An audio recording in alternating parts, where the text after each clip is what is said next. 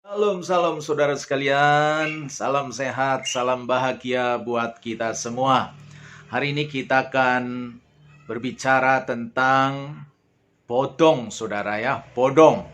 Tetapi saya tidak berbicara tentang bagian organ tubuh manusia yang disebut dengan bodong tadi, karena memang kata bodong itu pada mulanya dikaitkan dengan organ manusia pusar, saudara. Pusar yang menonjol, pusar yang tersembul, itu disebut dengan bodong. Atau dalam bahasa Jawanya wudel, wudele bodong.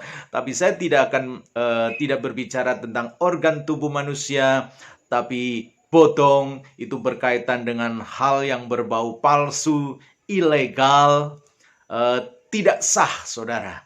Karena kata bodong hari-hari ini sedang tenar, ya, sedang banyak dibicarakan oleh masyarakat. Dan kita tahu bodong ini sudah masuk dalam berbagai bidang kehidupan. Sesuatu yang berbau palsu, ilegal, tidak sah, sudah masuk dalam berbagai bidang kehidupan. Dalam dunia pendidikan ada namanya sekolah bodong, perguruan tinggi bodong, menghasilkan ijazah bodong, gelar bodong, saudara. Kemudian kita tahu dalam dunia bisnis ekonomi ada yang namanya investasi bodong, saudara ya. Jadi kata bodong sekarang sudah bukan sesuatu yang asing bagi telinga masyarakat, di telinga masyarakat kita. Tetapi hari ini saudara, kita akan lebih mengaitkan ternyata kata bodong, hal yang berbau palsu, itu bukan hanya dibicarakan dalam bidang-bidang yang berkaitan dengan masyarakat, ekonomi, sosial. Enggak. Ternyata saudara, kata bodong juga masuk dalam dunia pelayanan. Dalam dunia rohani, Alkitab saudara juga berbicara mengenai sesuatu yang bodong, sesuatu yang palsu. Saya akan bacakan dari kitab Matius pasal yang ke-24. Matius pasal yang ke-24 ayat 11. Ini berkaitan dengan akhir zaman, saudara. Sekarang kita sudah masuk di hari-hari terakhir dari akhir zaman, maka sesuatu yang bodong, saudara, sesuatu yang palsu itu akan semakin banyak, akan semakin bermunculan sebagaimana yang dinyatakan, dinubuatkan di dalam Alkitab. Jadi bodong, palsu ini adalah bagian dari nubuatan Tuhan, dan itu akan semakin banyak bermunculan, semakin banyak hal-hal yang berbau palsu. Saya akan bacakan Matius 24, ini tentang nubuat akhir zaman ayat 11. Banyak nabi palsu, ya, nabi bodong, saudara, akan muncul dan menyesatkan banyak orang. Di sini dikatakan banyak. Jadi akan banyak nabi palsu, ya. Mengaku juru bicara Allah, diutus oleh Allah, tapi palsu dan menyesatkan banyak orang. Nah, nabinya banyak yang palsu, yang disesatkan juga banyak. Dan bukan hanya nabi yang palsu. Di dalam ayat 24 di sana dikatakan, sebab Mesias palsu dan nabi-nabi palsu akan muncul, dan mereka akan mengadakan tanda-tanda yang dahsyat dan mujizat-mujizat, sehingga sekiranya mungkin mereka menyesatkan orang-orang pilihan juga. Saya akan baca dalam bahasa Indonesia masa kini, Alkitab bahasa Indonesia masa kini, demikian firman Tuhan. Ayat 11, Matius 24 ayat 11. Banyak nabi-nabi palsu akan muncul dan menipu banyak orang. Ya. Menipu banyak orang. Ayat 24, sebab akan muncul penyelamat palsu, juru selamat palsu, Mesias palsu, dan nabi-nabi palsu. Mereka akan mengerjakan perbuatan-perbuatan yang luar biasa dan keajaiban-keajaiban untuk menipu, kalau mungkin, umat Allah juga. Oh, saudara sekalian, sesuatu yang palsu di sini, tapi juga memiliki sesuatu yang luar biasa. Jadi nabi palsu, Mesias palsu, dalam ayat yang lain ada rasul palsu, ada guru palsu, ada penginjil palsu, saudara. hamba Tuhan palsu. Ternyata mereka juga bisa melakukan keajaiban-keajaiban, bisa melakukan mujizat. Mujizatnya juga pasti palsu. Tetapi saudara sekalian, sesuatu yang palsu ini justru akan menarik banyak orang, ya. Membuat orang terkagum-kagum dan kenyataannya mungkin malah banyak orang yang senang. Dan ini juga sudah terjadi di dalam zaman Yeremia. Di sana dikatakan Yeremia 5 ayat 37. Yeremia 5 ayat 31 di sana dikatakan, para nabi bernubuat palsu dan para imam mengajar dengan sewenang-wenang dan umatku menyukai yang demikian. Ya. Ternyata ini sudah terjadi pada zaman perjanjian lama, zaman Yeremia.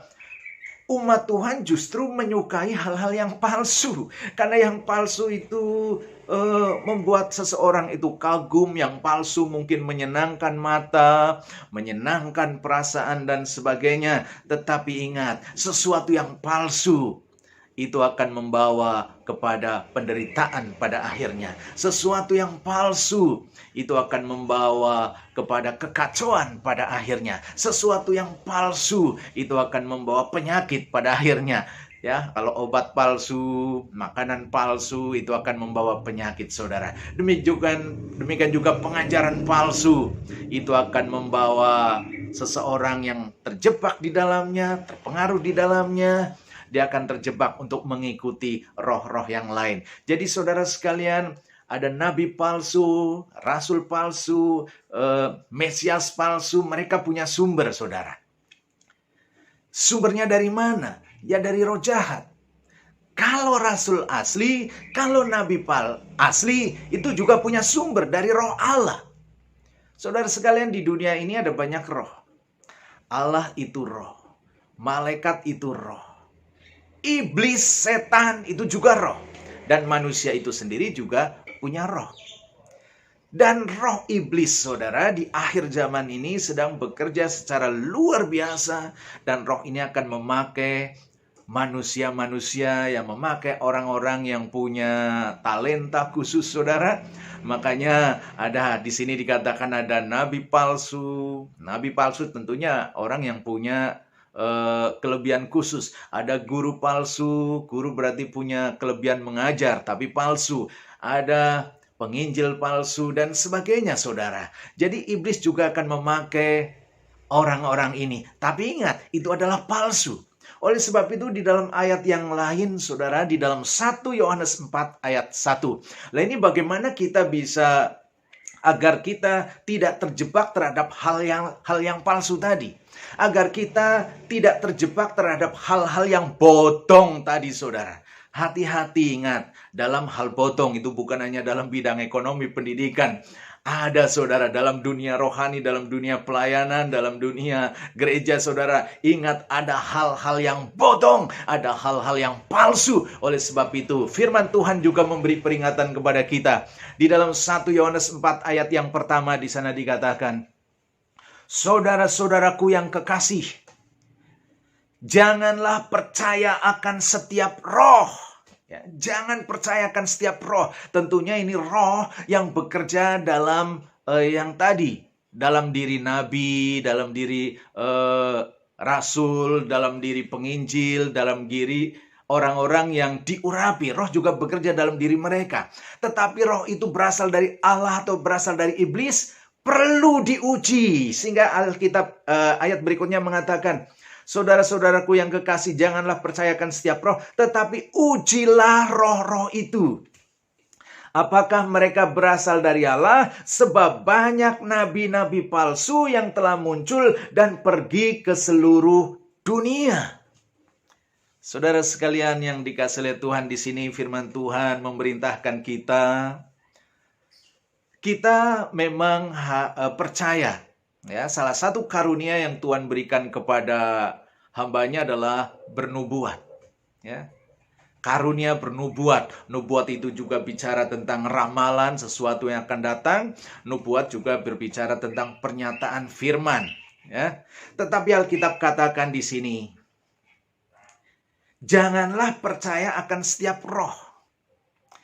Kita percaya ada orang yang punya karunia nubuat, tapi firman Tuhan katakan jangan percaya akan setiap nubuat, dengan kata lain saudara. Artinya setiap nubuat-nubuat yang muncul, setiap pengajaran-pengajaran yang muncul di sekitar kita, supaya jangan langsung kita percayai. Tetapi apa yang harus kita lakukan? Di situ dikatakan ujilah. Ujilah artinya ya dengar, selidiki, teliti, pelajari saudara. Apakah pengajaran itu, nubuat itu berasal dari roh Allah, apa dari roh setan, atau bahkan dari rohnya sendiri saudara. Jadi bukan nubuat tapi lubuhat. Artinya nubuat itu bukan dari Tuhan tapi buatan sendiri. Oleh sebab itu betapa pentingnya supaya itu diuji. Diuji. Kenapa? Karena di sini dikatakan sebab banyak nabi-nabi palsu yang telah muncul dan pergi ke seluruh dunia. Jadi datangnya sesuatu yang bodong, nabi bodong, rasul bodong, bahkan Mesias bodong, itu akan bermunculan saudara. Oleh sebab itu betapa pentingnya kita, seperti kata Tuhan tadi, firman Tuhan, jangan percayakan setiap roh tetapi uji. Nah, bagaimana kita bisa menguji? Tidak lain dan tidak bukan, saudara. Tuhan rindu setiap orang yang sudah percaya Yesus sebagai Tuhan, Juru Selamat secara pribadi, supaya belajar. Belajar apa? Belajar firman. Membaca firman dengan baik, bahkan belajar bagaimana menggali firman, bagaimana menafsirkan firman. Ada ilmu yang disebut dengan hermeneutik, saudara. Bagaimana menafsirkan firman secara benar. Karena firman Alkitab itu ditulis itu ribuan tahun yang lalu. Jadi untuk mengerti, memahami firman perlu belajar. Memang Roh Kudus hadir dalam hidup kita untuk mengajar kita, saudara. Tetapi Roh Kudus mengajar kita itu punya sarana, saudara. Pakai sarana. Sarananya apa? Melalui buku-buku rohani yang baik. Melalui ilmu tafsir, ilmu menggali firman Tuhan. Oleh sebab itu bagaimana kita bisa menguji apakah roh itu dari Allah atau dari setan, saudara? Tidak lain dan tidak bukan. Kita harus menjadi orang-orang yang mau belajar. Ketika kita belajar, kita akan mengerti pengajaran yang benar, pengajaran yang asli, saudara. Ketika kita betul-betul mengerti yang asli, ketika ada sesuatu yang palsu, kita akan bisa memahami, kita akan langsung bisa mendeteksi bahwa ini adalah sesuatu yang bodong, sesuatu yang palsu. Jadi saudara sekalian, marilah kita menjadi orang-orang yang percaya kepada Tuhan, tapi kita terus menjadi orang yang terus belajar kepada Tuhan melalui firman-Nya, sehingga kita semakin mengerti pengajaran yang benar, pengajaran yang asli, dan kita tidak dikecohkan oleh sesuatu yang berbau bodong. Tuhan memberkati. Haleluya.